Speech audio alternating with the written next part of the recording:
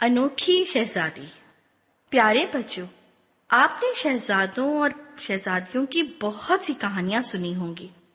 ان کے محلات، زیورات، طرح طرح کے کپڑوں اور کھانوں کا سن کر ایسا لگتا ہے کہ وہ کسی اور دنیا کے لوگ ہیں۔ لیکن آج ہم آپ کو ایک انوکھی شہزادی کی کہانی سناتے ہیں۔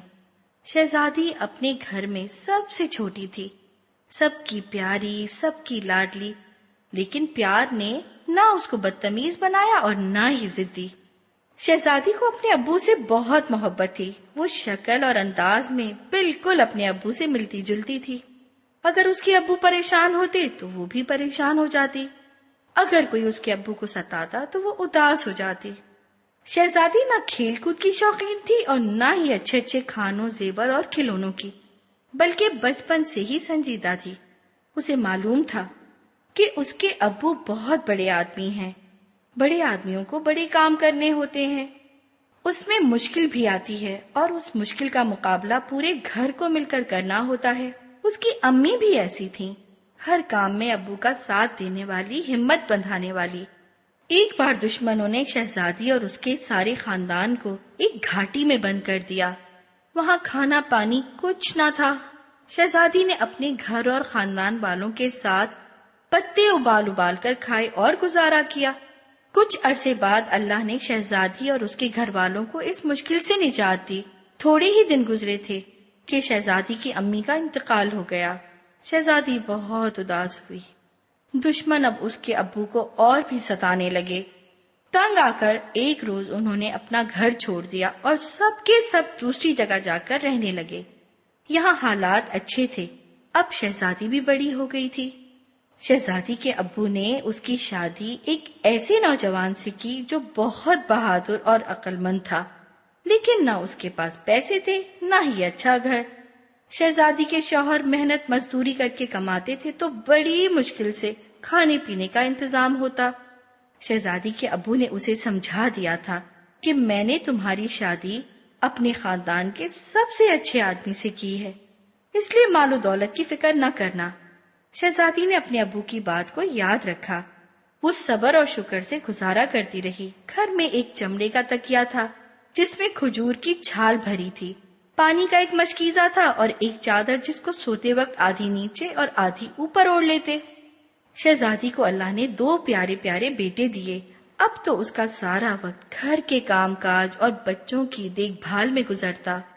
وہ جھاڑو لگاتی، کنویں سے ڈول کھینچ کر پانی بھر لاتی، چکی پیستی، آٹا گوندتی اور روٹی پکاتی۔ اتنے محنت والے کام کرنے کی وجہ سے اس کے ہاتھوں میں نشان پڑ گئے اور جسم میں تکلیف رہنے لگی، تو وہ اپنے شوہر کے مشورے سے اپنے ابو کے پاس کام میں مدد کرانے کے لیے خدمتگار مانگنے گئی۔ شہزادی کے ابو نے اپنی لاڈلی بیٹی کو سمجھایا کہ غلام تو کچھ اور ضرورت مند لوگوں کے لیے ہیں، اور اسے اللہ کے ذکر کا مشورہ دیا۔ وہ واپس لوٹی تو اس نے اس بات کو یاد رکھا۔ صبح سے شام تک کام کے دوران اس کے ہونٹ اللہ کے ذکر سے ہلتے رہتے تھے۔ شہزادی کے ابو جب کبھی بھی سفر سے آتے تو سب سے پہلے اس سے ملنے جاتے، شہزادی کا ماتھا چومتے، اس کے لیے دعا کرتے۔ شہزادی بھی انہیں اپنی جگہ بٹھاتی اور ہر طرح سے ان کا خیال رکھتی۔ ایک روز گھر میں سب کا روزہ تھا۔ پورے دن کی محنت کے بعد شہزادی کے شوہر کو تھوڑی سی جو ملی، اس نے اسے پیس کر آٹا گوندھا اور روٹی بنانے لگی۔ افطار کا وقت ہوا تو ایک فقیر آ گیا۔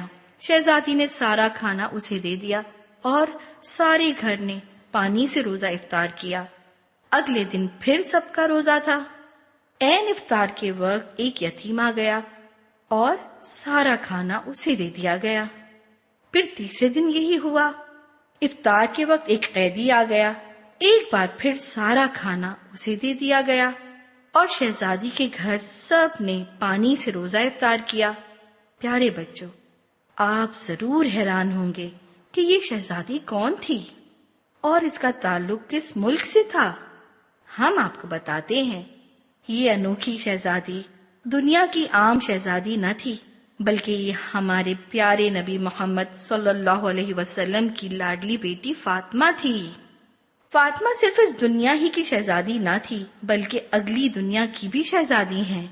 رسول اللہ صلی اللہ علیہ وسلم نے بتایا ہے کہ فاطمہ جنت کی عورتوں کی سردار ہوں گی اور جنت میں اللہ انہیں وہ سب کچھ دے دے گا، سونا، چاندی، زیور، کپڑے، عالی شان محل، جو شہزادیوں کو ملتے ہیں۔